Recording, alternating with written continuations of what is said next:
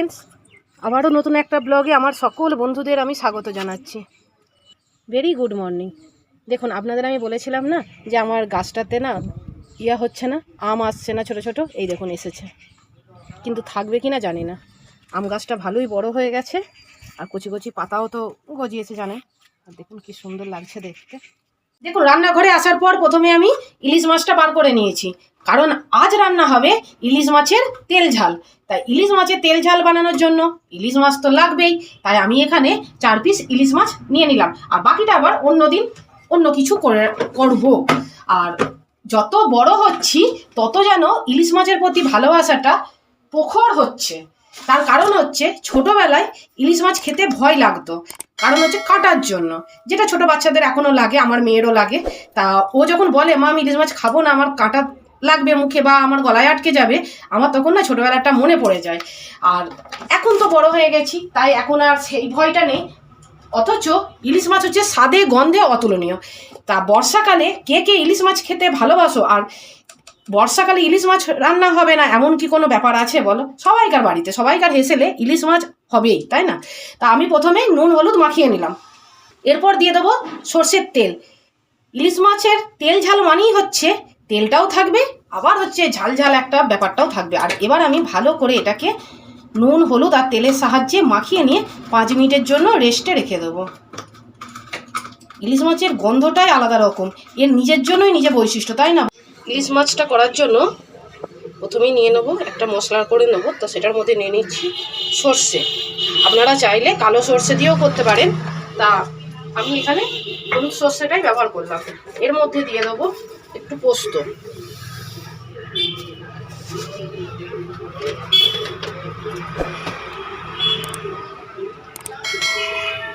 দুটো কাঁচা লঙ্কা,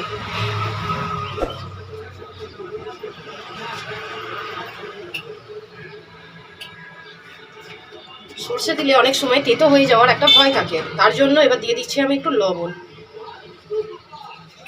এবার আমি সমস্তটা এই শিলপাটাতে বেটে নেব।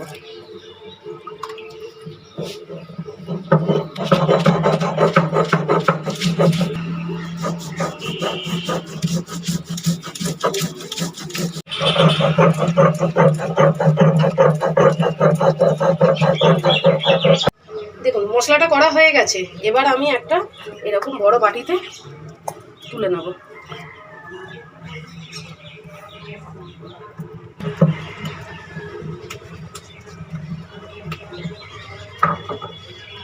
শিলপাটা থেকে ভালো করে সর্ষে বাটা পোস্ত সবটাই তুলে নিতে হবে। পোস্তর যা দর, তাই কিচ্ছু ওয়েস্ট করা যাবে না। এবার কি করব দেখাচ্ছি আপনাকে, দাঁড়া।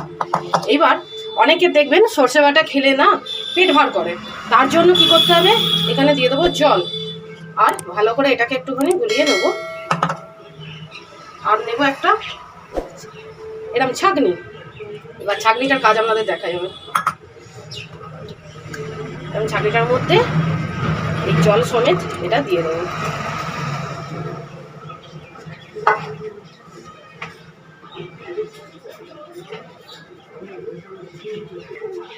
এইবার এইভাবে এই দেখুন, তাহলে একদম খুব ভালোভাবে সর্ষের যে পাল্পটা সেটা বেরিয়ে পড়বে, আর খোসাটা ওপরে থেকে যাবে।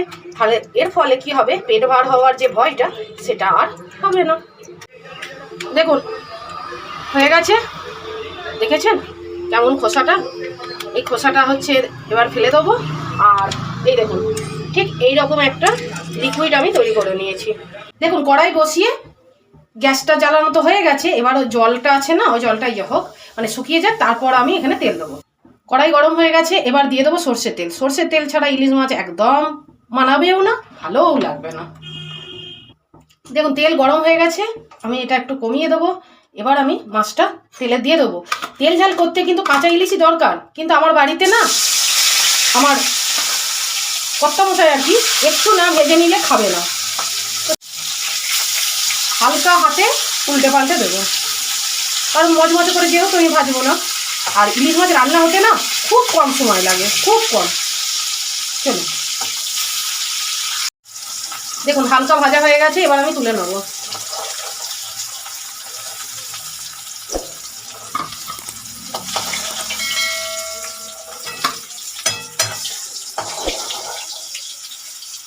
চলো,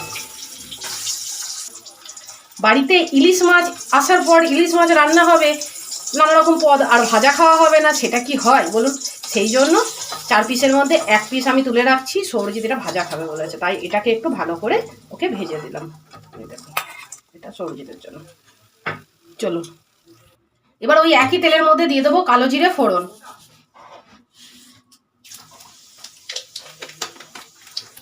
আর দিয়ে দেবো একটা শুকনো লঙ্কা। এবার দিয়ে দেবো হলুদ গুঁড়ো, কিন্তু খেয়াল রাখতে হবে যেন হলুদে যেন পুড়ে না যায়।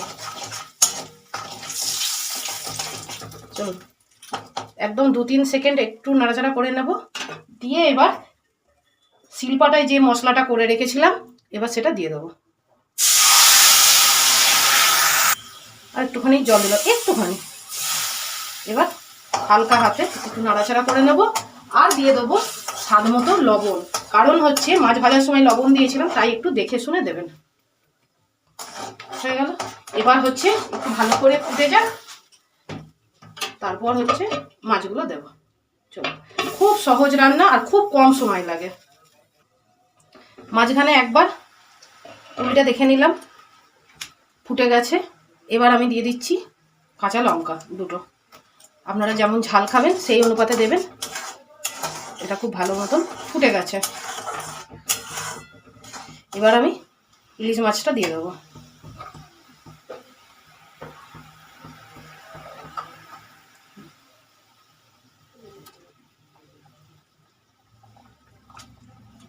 ব্যাস হয়েছে। এবার লো ফ্লেমে 5-6 মিনিট হবে।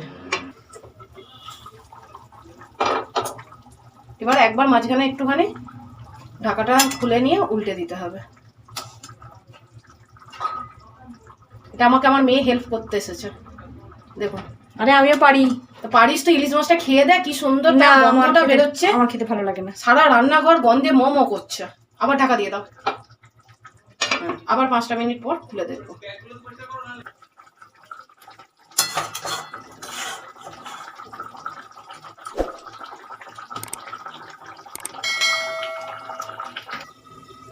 দেখুন হয়ে গেছে 5 মিনিট।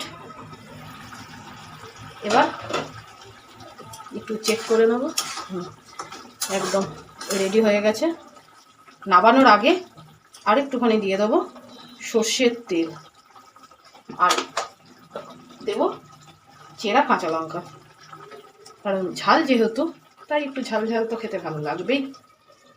চলুন, একদম রেডি। এবার আমি গ্যাসটা অফ করে দেবো আর এটা 5 মিনিট রেস্টে রাখবো। কি অপূর্ব কালারটা এসেছে দেখুন, আর কতটা লোভনীয় লাগছে না বলুন। 2 মিনিটে রান্না হয়ে গেল ইলিশ মাছের তেল ঝাল। আপনারা বাড়িতে একবার ট্রাই করে দেখে আমাকে বলবেন। জানি আপনারা পারেন আমার থেকে আরও ভালো, কিন্তু একবার আমাকে বলবেন যে এইরকমভাবে রান্না করলে কেমন খেতে লাগে। একদম গরম গরম ভাতের সাথে পুরো জমে যাবে ইলিশ মাছের তেল।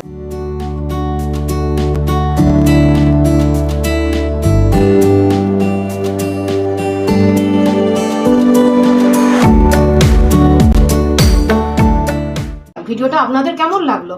আশা করি ভালো লেগেছে। যদি কিছু ভালো লেগে থাকে তাহলে প্লিজ ছেড়ে যাওয়ার আগে আমার চ্যানেলটাকে সাবস্ক্রাইব করে দিয়ে আমার পাশে থাকবেন, একটা লাইক দেবেন, আর কমেন্ট করে জানাবেন কেমন লাগলো আজকের ভিডিওটা। আজ এ পর্যন্তই, দেখা হবে আপনাদের সাথে নেক্সট আরেকটা নতুন সুন্দর ভিডিওতে। ততক্ষণে যেন সবাই খুব ভালো থাকবেন।